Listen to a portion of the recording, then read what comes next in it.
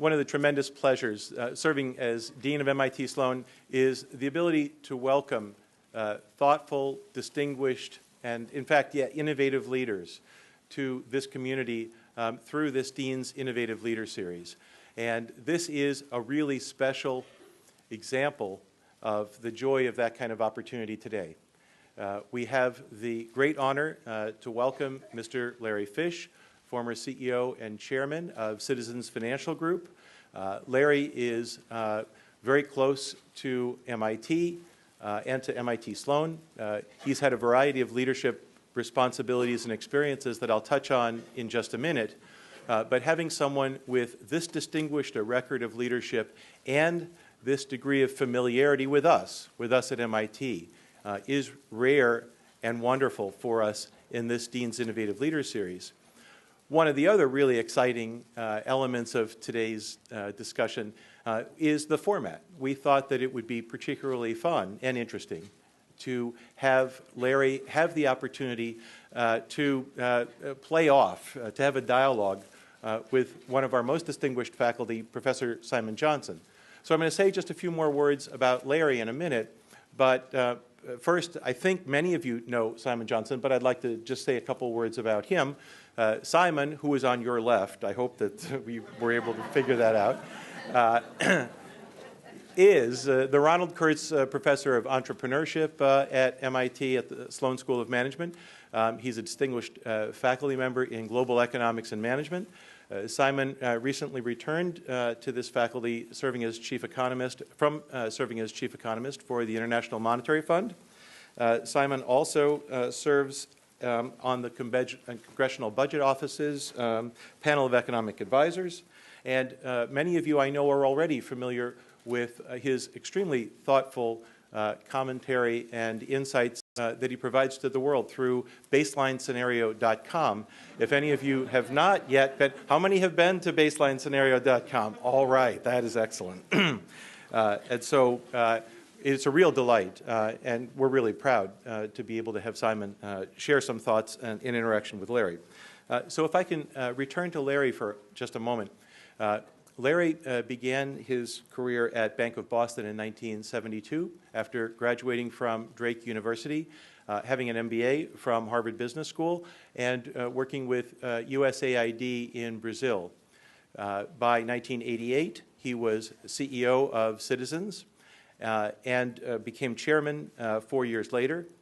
By 2006, under his leadership, Citizens had become the 8th largest retail bank in the United States, out of, if I may say so, 8,000 retail banks. So an incredible accomplishment, an increase in size of over 30 times during Larry's tenure.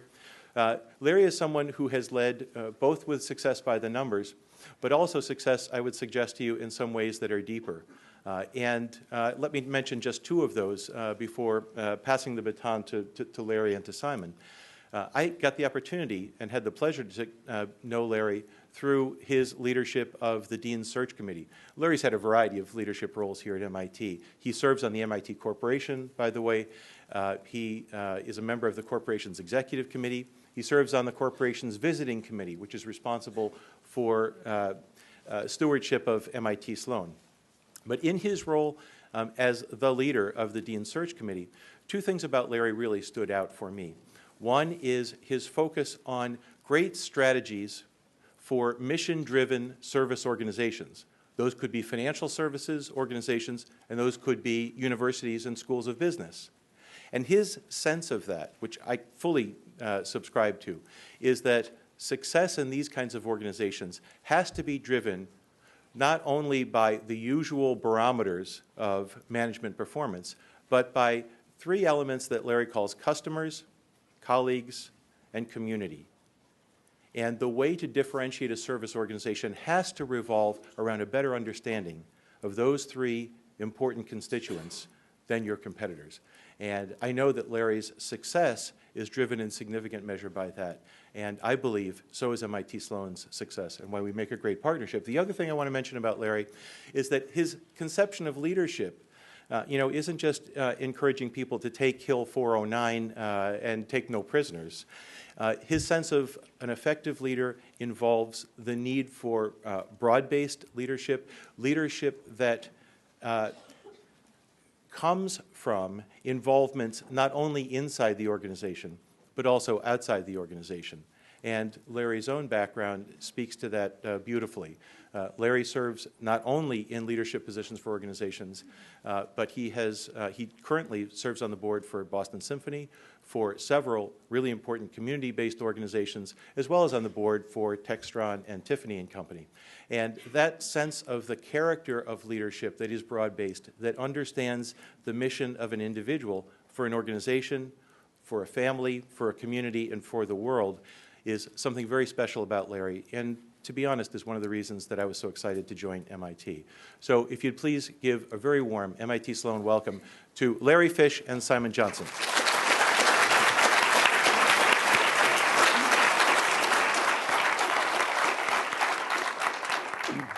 Well, Larry and I flipped a coin. No, seriously. Larry is going to speak first and hopefully get you thinking along some productive lines, and then we'll have lots of room for a question and answer, and I may throw in a word or two along the way. Larry, over to you. Thank you, Simon.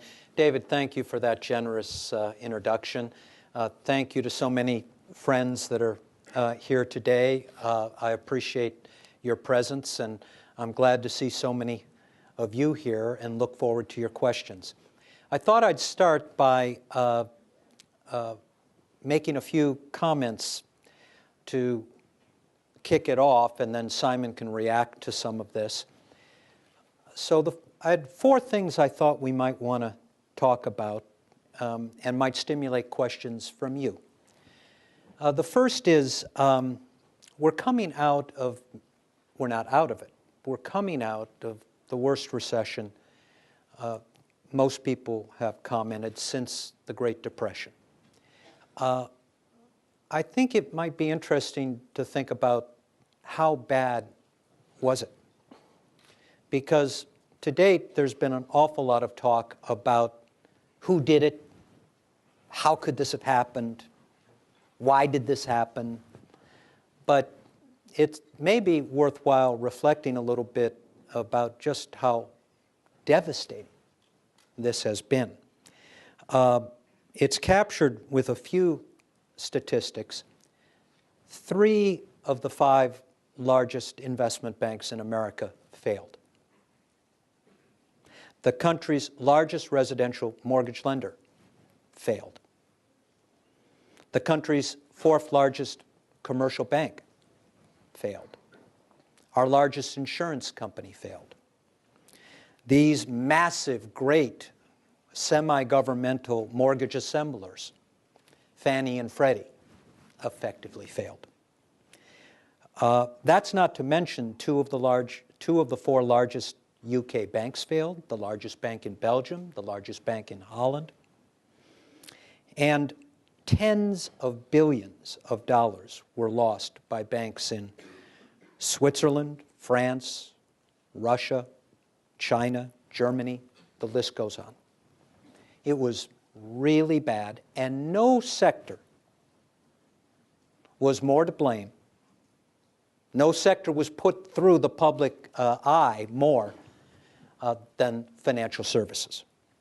Blamed for too much leverage, blamed for too many complex products that customers didn't need and banks didn't understand, blamed for too little transparency, too little risk management, and too little involvement of boards of directors, too little governance. So the answer, I think, how bad was it? It was really bad. Second area that we may want to talk about, that I've been thinking a lot about, is what is it that you haven't read about all of this? Because you've read tons. In fact, I'm surprised so many of you are here on this subject once again. But a couple of things that maybe you haven't thought about. First of all, not every country's banking system got it wrong. most notably Canada, Brazil, Spain, and Australia. Why did they not have the consequences of this economic collapse that so many other countries had? A lot of that, it's a good question, a lot of it has to do with how they were regulated. Second, I've been in banking, I'm no longer in banking, but I was in banking for over 40 years. And every 8 to 10 years there was a crisis. But it was the first time in my career that it was a consumer crisis. Consumer lending was the place that everybody wanted to be, the place that was easy to underwrite,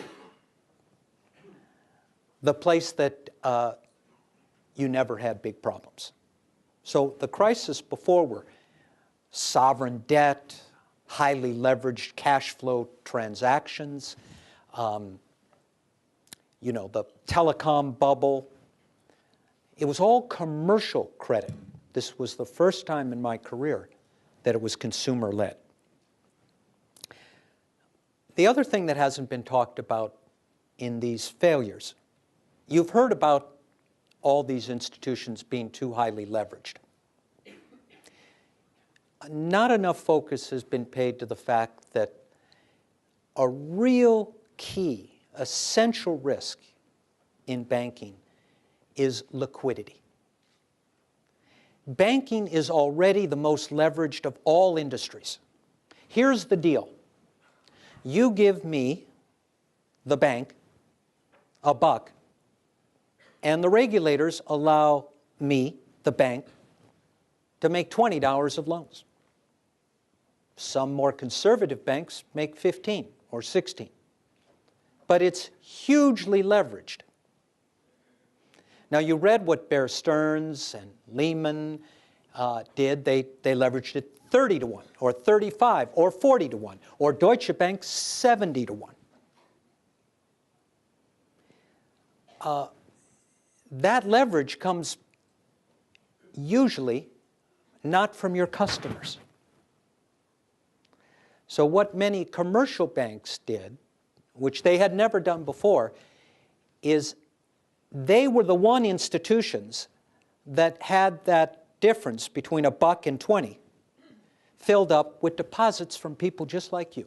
You, your parents, your neighbors, your friends, your family. Deposits.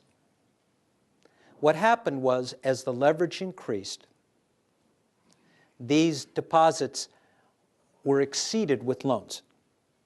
And you were dependent on third parties, what's called wholesale funding.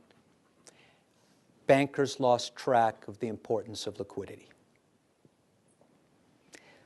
Another interesting thing about the crisis that you probably haven't focused on, and David alluded to it, is not all banks in America are big and not all banks in America are bad. Most banks didn't fail. We're a unique nation. We have 8,200 banks. So far this year, 94, 97 have failed. That's a big number. That's a bad thing for the FDIC. But most banks did fine. And then another, I think, really interesting thing is that banks have always been regulated. It's like the utilities industry. It is a regulated industry, heavily regulated. But large parts of the financial services industry, more broadly defined, are not regulated. And many of them were big participants in the problems that we've just been through. So who isn't regulated? Hedge funds, private equity firms. Investment banks were lightly regulated by the SEC, who allowed them to lever up to 30+ times.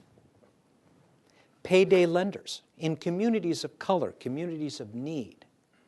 There are all sorts of financial services provided by somewhat unscrupulous, unregulated financial service providers, payday lenders, remittance companies, Western Union, and of course, those ubiquitous check cashing shops. And then unaffiliated mortgage companies. Mortgage companies were regulated by the states, not by the federal government. There are no standards. And of course, the products they chose to sell were often the products that were most profitable to them and least advantageous to the consumer. So a few things, there's probably others that you could think of, that haven't been talked much about in all of this. I think another, so first of all, this was bad. Second of all, there are some things that people have missed in all of this. Third is so what's going to happen now? I'm not going to go into that. I have some ideas, but Simon may want to comment on that because it's not clear whether we are going to be able to fix this so it doesn't happen again. And whether that fix will allow the United States to remain competitive in a sector in which we have always been very competitive globally. And then finally, which I'd really love to get into, and maybe you won't want to, but I'm interested in what you think this has all had to say about ethics in America today, in business. Who are these people who get $100 million bonuses? Why do they think they need that kind of money? And where was management? Where were the boards of directors? And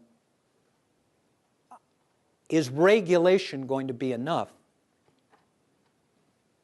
to change behavior in a way, in the absence of some, if you will, self-regulation on the part of industry, to set a higher standard? And I'm particularly interested in your thoughts about that because you're going to be the leaders. Simon? I think that's a great note on which to open it up, Larry. But let me say two things, perhaps. So I think the question is, for all of us, what Larry said at the end, which is greed good? Is it still good? And of course, Oliver Stone's movie, Part 2 of Wall Street, is coming out in the spring, and I think that's going to put this question front and center in American culture. And it is a cultural question, right? It is very much a question about boards of directors, what they regard as acceptable, what you regard as a shareholder, as somebody who owns a 401k. What do you regard as being a reasonable company to invest in? What's acceptable behavior? I absolutely agree, and I think this discussion with Larry now is very important. We should focus on that. But I also want to throw one question at you, one very specific question, just because people ask me all the time, and I don't know the answer, which is how much... No, he knows the answer, but he's going to ask the question.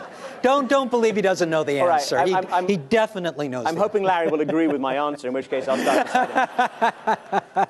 But the question, Larry, is on this critical issue of how to avoid this ever happening again. As you articulated, I think, very well, a lot of it's about capital. How much equity cushion should we want our banks to have, particularly probably our big banks, because they're the ones that pose this more systemic risk. As you said, we're actually very good at closing down and managing the failure of small and medium-sized banks in this country. People come from around the world to see how the FDIC does that.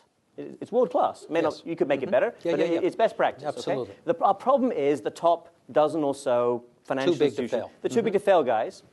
And I would include insurance, in your very good list, I would throw the insurance companies into that, put them on the table, because I think there's a lot of the same sort of issues going forward we might want to worry about. AIG is not such an isolated occurrence, perhaps. But how much capital is enough? And the only way I've been, and then everybody says there should be more capital, and the US is saying this week at the G20, and I guess actually the French are not saying this. The French are disagreeing, I think, and the Germans also, because their banks have even less capital, if you can believe it. Yeah. Actually, more levered. More levered. Larry's example of Deutsche Bank, again, not an isolated example. So how much capital is enough? Now, if you go back historically in the US, and we talked about this earlier this summer, before 1935, when the current banking laws came into place, and before 1913, when the Fed was established as a mechanism to save banks, banks held a lot more capital. In fact, under the 1863 National Banking Act, shareholders were liable not just for the money they'd already put into the company, but also for another hit, which was the par value of those shares if the bank failed. So it was a form of contingent capital. Now, if you try to convert those, and the numbers changed over the 19th century, so it's not I'm not saying there's a magic number comes out of this, but if you try to convert that into, let's say, tier 1 equivalent, so that's the sort of headline bank capital number that a lot of the discussion is focused on, perhaps rightly. This would be something like 20 to 30%. That's an astonishing number, right? The requirement to be regarded as well capitalized in the US right now is 6% tier 1 capital, and there's other requirements including leverage and so on, all of which are going to increase. But I think the government's proposal is going to be a very small increase. So the question for you is, sort of qualitatively, is it a little change in capital or a big one? And if it's big, can you give me the number to 2 decimal places? So I think the answer to that question is you can't answer it unless you know what changes are going to be made in permissible activities. So if capital is going to be allowed to be used to trade derivatives and take overnight positions or even longer positions in foreign exchange, or to, as we said, invest in an automobile company in China, then the capital has to be very high. If permissible activities are going to be more narrowly defined, then a more modest increase in capital, I think, would be something that would be appropriate because it relates to our competitive. We have to think about the competitiveness of our banking industry vis-a-vis other countries that will be uncoordinated with our standards. So what if we... But then I just have one other thought, and then you can pursue the question. But then something that used to exist in banking 20 years ago, and we began to get away from it, that I do believe in, is just an absolute leverage standard. Not this tier 1, tier 2 risk base. There should be 5% capital in any institution, regardless. And it should be equity capital. What if we got into more and more trouble because risk-based capital became the measurement, and bankers misled themselves as to what risk was and how much risk they were taking. If my VAR model says it's completely riskless, so I don't need to hold any capital, what's your reaction to that? You have to hold capital. Okay. Let's open it up. Questions. There are some microphones coming around, and because we're taping this, and also I think there are people outside the room who are watching. Now, we when I need you to use the microphone. when I teach classes, the way it goes is this. If we don't have any hands, we'll just call on people. And we start in the back forward. So I've got my eye on a few of you. Here's one. Okay, this in the middle. Just pass the microphone down. And we can start working with the other microphone on a question on this side while we're handling this. So go ahead. Somebody raise your hand. There's one right here. Okay, go ahead. Understanding the need to get back to sort of, tighter financial controls, how do we do that and avoid also going back to a point where loan standards are so high that the only people who can really get loans anymore are the people who don't need them? Just to make sure, could the people at the back hear that question? Yeah, okay, fine. Go ahead, Larry. Well, I'm really glad for that question because when we talk about financial regulatory reform, I get nervous that we're going to overreact and that we're going to put more regulation on top of existing regulation instead of doing our regulation better.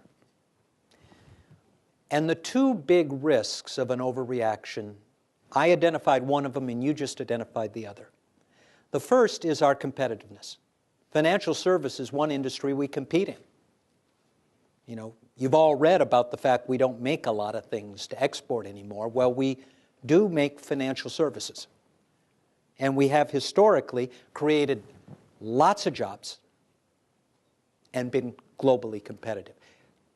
Overregulation could kill that. But the second concern I have is we may protect the consumer so well that the consumer can't borrow. It is a tragedy that 30 years of progress under the Community Reinvestment Act, what's called CRA, which gave home ownership to millions of underserved communities, millions of citizens in underserved communities, was unwound by unscrupulous products that were marketed in underserved communities and saw so many people, you know, there has been modest foreclosures in upper class and upper middle class neighborhoods. There's been disproportionate hardship financially on underserved communities. So overregulation could cause a contraction of access to credit in those communities, and that's a concern. I agree. It's a delicate balance. It's a delicate and very difficult balance. It's being debated on Capitol Hill right now. Barney Frank's committee is arguing this one out in a really tough way. And I think there may well be overreaction. But the consumers got hammered, right? We agree that many people were taken advantage of by an industry where the ethical standards really slipped a long way. And there has to be some redress for that. And people have to feel assured. And I actually was discussing this with another with a senior financial services executive who said the key to recovery is confidence of the consumer. I said, but how can you, and he's against consumer protection changing at all. He said, well, the consumer doesn't feel very confident right now in how they're treated by banks. Bank charges, for example, which have been very much in the limelight and in the line of fire, it seems that public pressure is actually paying off. The leading banks are reducing overdraft charges, for example, and they're changing how debit cards are handled. And I think those are generally things that help relatively uninformed consumers because they didn't understand what they were getting into. So I think this is all moving in the right direction. But I think Larry's got a fair point. If you may end up over-regulating. I mean, that is sometimes what happens after this kind of crisis. There's a question in the front, and then keep waving on this side for the microphone. Yes, sir. This is turned on? Okay, Yes. good. So the bailout was an enormous topic of debate, I guess, several months ago. It doesn't really seem to be in the news now. The argument that I've heard oftentimes is that when you take away risk from these large institutions, that gives them no incentive to not take that risk again. So I'd like to hear your views on the bailout, and if you see that as being something, if you see ourselves, this country being in that position again in 10 years, because these banks are too big to fail, and maybe the banks downstream are also don't have to worry about risk because the country's going to bail them out no matter what they do. No, definitely, you take that one first. Well, I think I really want Simon to answer this too. Here, I think the bailout, the TARP, I think was successful. And I think the government's going to come out ahead. It wasn't that $700, $800 billion there's the only institution I can think of where the government, at the moment, where the government may still take a big bath is CIT. And even if that happened, I think the return on the other TARP applications will probably mean that the government made money. And the second half of your question was?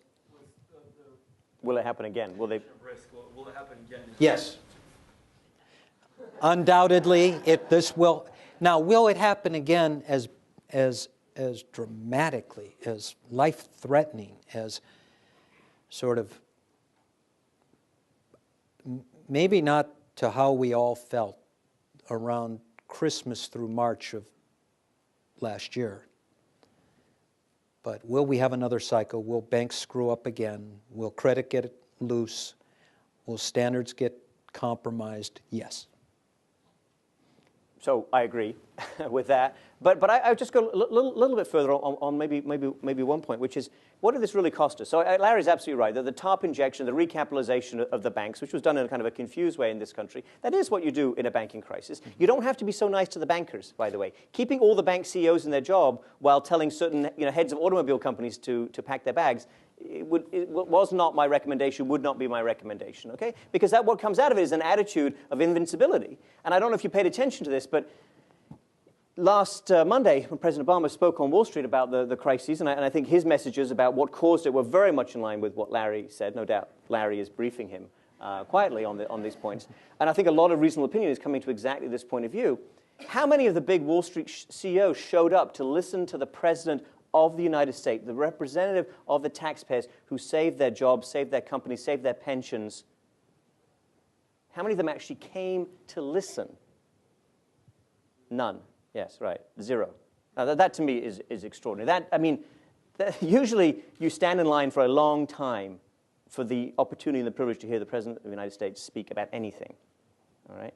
And they all apparently had long-standing commitments elsewhere. Okay, maybe one of them had H1N1 flu. I don't know about that. I should be careful. But it's extraordinary. That just speaks volumes to the attitudes. And what did this cost us? You know, Larry's absolutely right that I think, you know, you make the money back on top, more or less, plus or minus. It's fine. But what happened to net private sector holdings of U.S. government debt? Okay, this is something I work on with the CBO. What I'm about to tell you is not their numbers, but their numbers are moving up towards my numbers. I think that you will end up with having doubled U.S. government debt from 40% of GDP to 80% of GDP as a result of this crisis, okay? Now, that's not a calamity. Japan has managed to work its way up to 200% over 20 years. It's not a good thing. And you know what that is? That's your taxes and your children's taxes down the road. And that's the taxes on entrepreneurs, by the way. Who's going to pay higher taxes in this environment? It's people. It's very clear. They say it again and again. All the politicians say people who earn more than $250,000 a year. Yeah, so slack off. Don't do as much homework. Curtail your aspirations. I'm just kidding, okay? What this country needs is more people who want to go out and start companies, more technology entrepreneurs, more capital available for that kind of risk-taking, more equity capital, I would suggest, which is the basic model of venture capital that's done very well. What we don't need is more taxes and more difficulties around forming that kind of business. That's the real hit here, and it's a hit very much on people like you.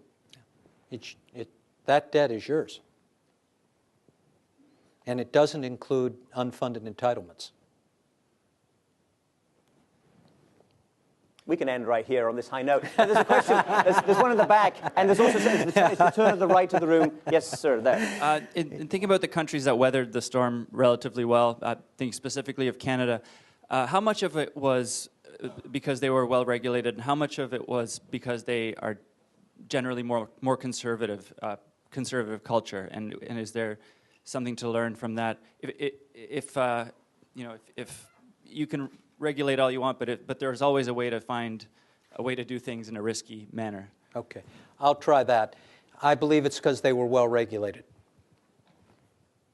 They are the countries I gave you: Brazil, Australia, Canada, Spain. The banks in those countries are all publicly owned.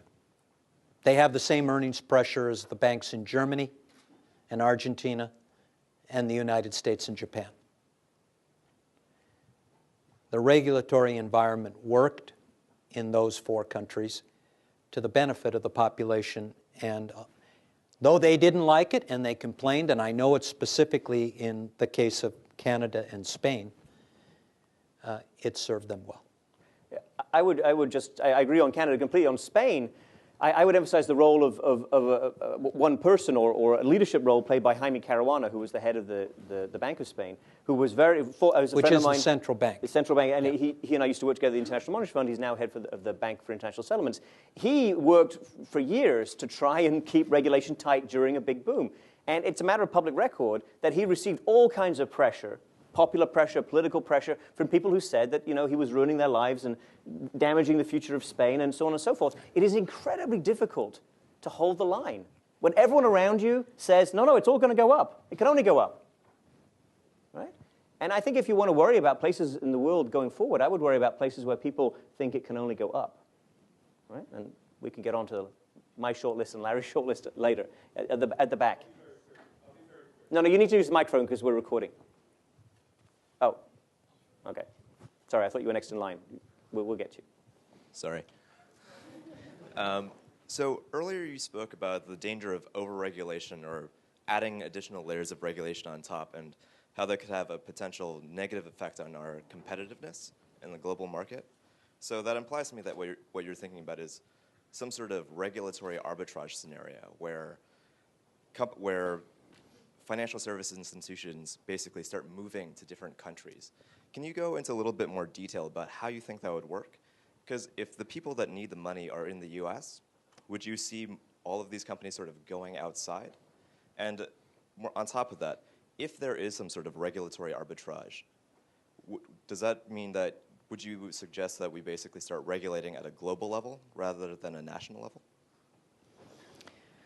Well, I think it would be helpful if the industrialized nations were to collaborate on matters like capital, because otherwise you are creating competitive disadvantages or advantages.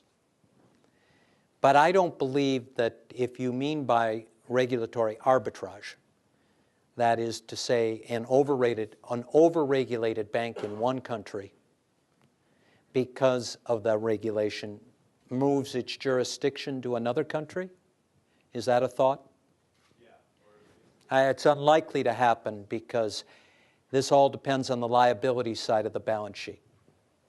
And to the extent that your liabilities are in one country, it wouldn't be allowed by that country to have you move your jurisdiction.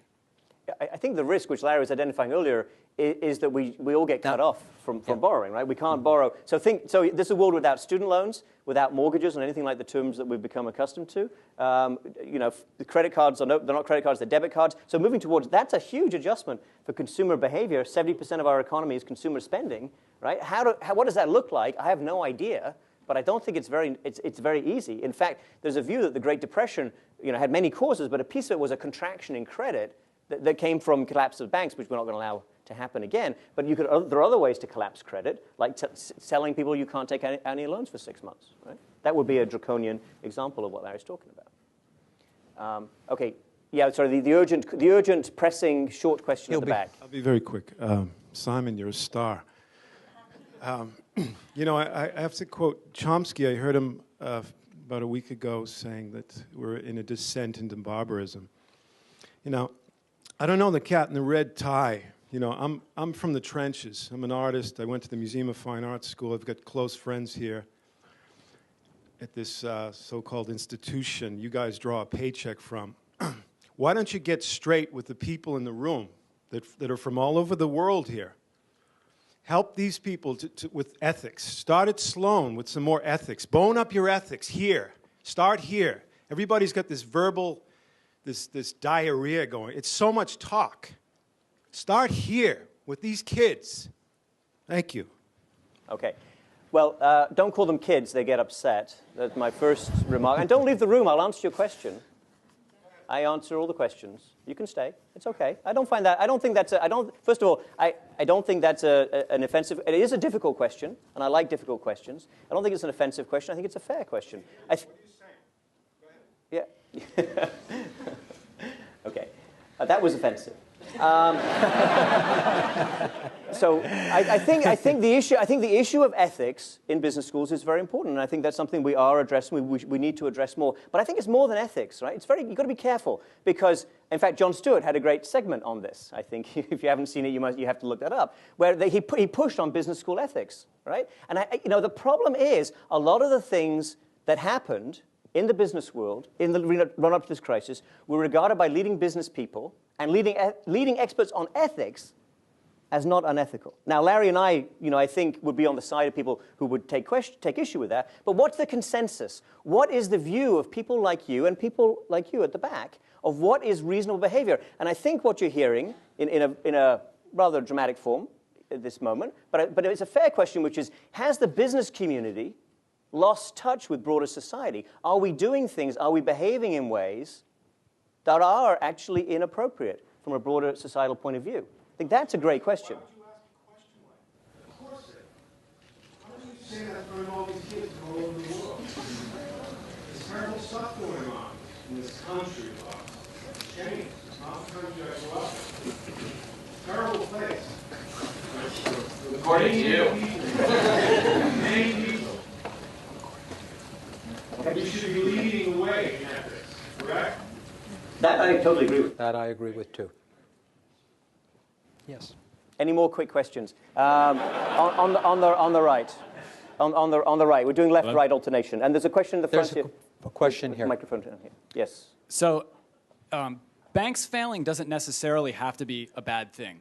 companies fail all the time, right? It seems to me that one of the big problems is when banks fail that are so large that when just a single one fails, it has an impact on me, right? Or you know, the general consumer. So if we're going to start regulating how leveraged different institutions can be, why not take that opportunity to sort of disincentivize gigantic institutions and say, okay, you can be leveraged 70 to 1, that's fantastic, but you can only do it if your market cap is less than $1 billion. Or if you want to be a $1 trillion company, you got to have 30 to 1 or less, or something like that. So I'm not sure what the... Well, I like this point. But what I say to people is, if you want to go to Vegas and lose all your money, that's fine with me. And if you want to leverage yourself 1,000 to 1, borrowing from your friends and family, go to Vegas, you know, that's between you and them. But if you get big relative to the economy, then you cause all the problems that we're looking at. So the question is, what's the limit? And again, people ask me this a lot. So my number is $100 billion, because earlier this summer, CIT Group asked for a bailout, didn't get it from the government. They said all the terrible things would happen to the small and medium-sized businesses to which they lend, and it hasn't happened. Whereas the big investment banks that have caused all these problems, and I think it's one source of vulnerability going forward, you know, they were in the $600 to $800 billion total asset range. And we had obviously banks that were up to $2 trillion, $2.5 trillion if you counted properly, so 20% of GDP.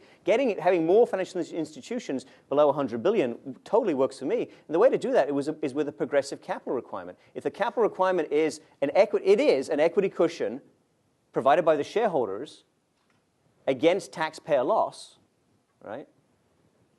That should be bigger for bigger guys who can, you know, who have a track record of making these bigger risks and these bigger mistakes. That would address the issue, Larry.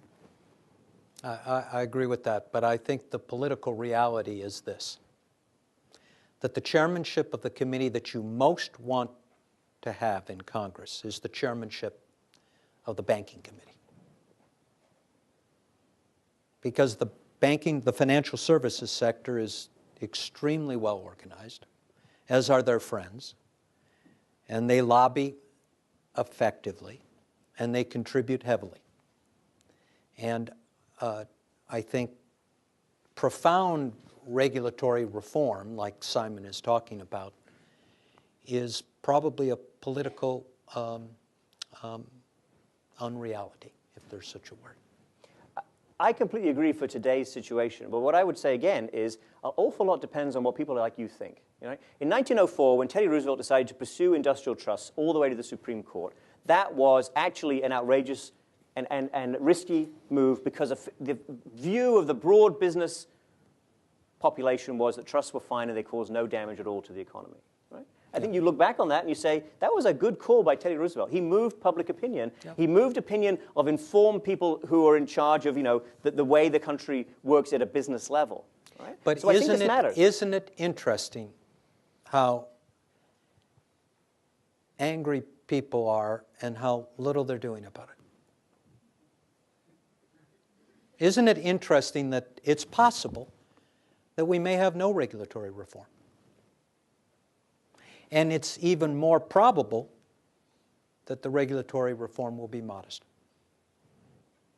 After we've doubled the national debt and placed a burden on you and your families for a generation. Interesting. It's interesting in a bad way. In a bad way, yeah. I want to ask you a question. So, suppose, and then we'll come to this question here. Suppose you were the best platinum trader on Wall Street. Many of you have the mathematical mind to do that, to become that. And the platinum trading that you did on behalf of your bank resulted in $700 million worth of revenue. No, I'll give you the way the equation works, actually. $200 million worth of revenue in a given year. The way it worked on Wall Street, and the way it is still working today, is that you get half of that. So 200 million of revenue, your annual bonus is 100 million. Now imagine yourself being the platinum trader.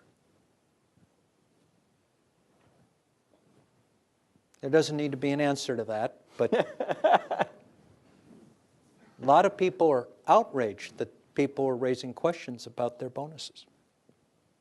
I created $200 million, I should have half of it.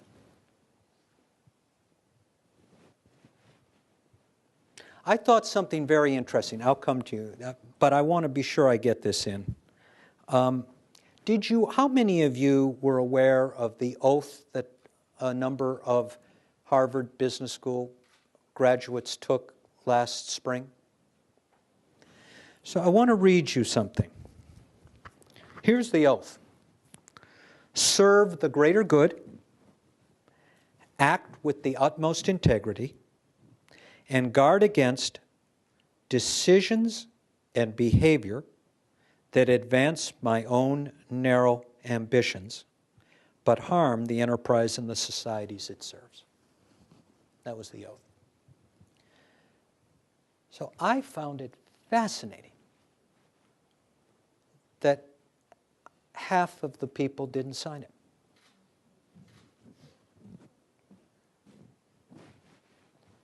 There was a big thing about how many did. I found it far more interesting how many didn't. Would you not sign that? I'm not asking for a show of hands. Oh, the sign-up sheet is going around. Would you not sign that? Let me read that again. Serve the greater good and with the utmost integrity. Guard against decisions and behavior that advance my own narrow ambitions but harm the enterprise and the societies it serves. I have to say this to you. There are no B pluses in ethics. It's pass-fail.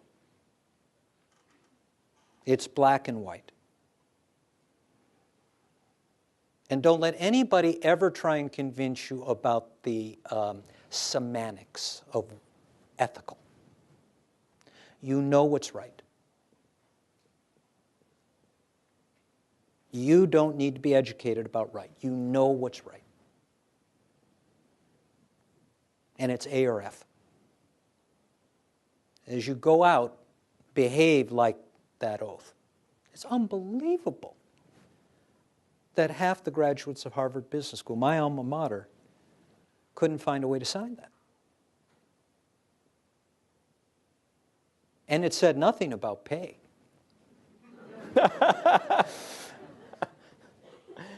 Okay, one or we've two been more delaying you. Final Good morning. questions, please. Hello.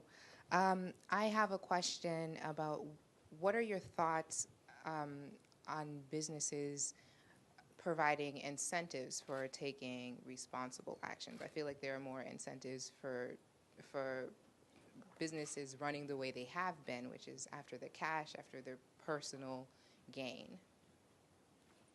That's it. Well, I think a lot of businesses, if you heard the question, do provide incentives for behavior that is congruent with high ethics and good citizenship. And I happen to believe that those businesses that ingrain that in their performance appraisal process as part of how people are compensated, I happen to believe that those businesses, over the long run, are rewarded by the consumer. I think that will be, your generation will make that more so. I think I buy responsibly. It matters to me as a consumer who's sustainable and who isn't. It matters to me as a consumer. I mean, it drives me crazy that somebody could have a one-year bonus of $100 million and be upset if it wasn't paid. I react negatively to that, and I react in a way where I don't reward that enterprise. I think long-term, the companies that build responsible citizenship, ethical behavior into their performance standards for their employees will be rewarded by the consumer. I think it depends on how you vote in addition to that, right? Because who gets what kind of deal from the government? And this is not just about finance, it's also about other sectors. And are you rewarding the government officials and the elected representatives of all kinds for that kind of behavior, right? If you're tough on them from a consumer, you say, I don't like the fact that this product is not sustainable in ways that I feel are important, but you're okay with the politicians supporting things that are not sustainable, let's say in a fiscal point of view, you've also got a problem. Okay, let's do one more question maybe, right there. It's actually building on the political. I come from a defense industry, so I understand regulation and political action committees. So in looking at ethics, so do we think we need to re-engineer some of our political system? Because how is the free market, you talk about consumer behavior and the free market driving a lot of this choice and ethics, but against a political backdrop that rewards those who are favored or who have deep pockets and influence the politicians. Do we have to re-engineer that system, or do we have to fight that system or work within that system? Of the three choices, the latter two. You have to fight it and work within it. I mean, we have the glory is in the possible. Choose your battles. So I think I'm with Simon. We've got to get more of the people most affected by this last crisis engaged in the politics of the future. I'd say that and implement it by amending the Constitution of the United States. The Supreme Court has definitely indicated that it is not going to allow any ban on corporate donations. And I think you have to consider very hard the reality in which companies make a lot of money and then plow that back into politics, right? The Constitution of the United States, according to the Supreme Court, allows that activity. That activity has got us into trouble this time. It will get us into trouble again, maybe not in exactly the same form, but it will happen. And every time people, of course, in the past have said amend the Constitution, they've got chuckles from the deans in the front row. The same thing happened with income tax, by the way. When income tax was first proposed, it was also federal income tax was struck down by the Supreme Court repeatedly, and it was taken forward by people who thought that it was a sensible tool that the government should have. And it was also in the context of worrying about trusts and worrying about the capacity of the federal government to govern the economy. It seemed like a no-starter from the beginning, and it became a constitutional amendment. So take these things seriously. I think we're getting the sign. We're getting the sign. I'd like to thank you all. You've been a wonderful group to talk with, and even the guy who left. That was wonderful. So thank you all. It's been a great time.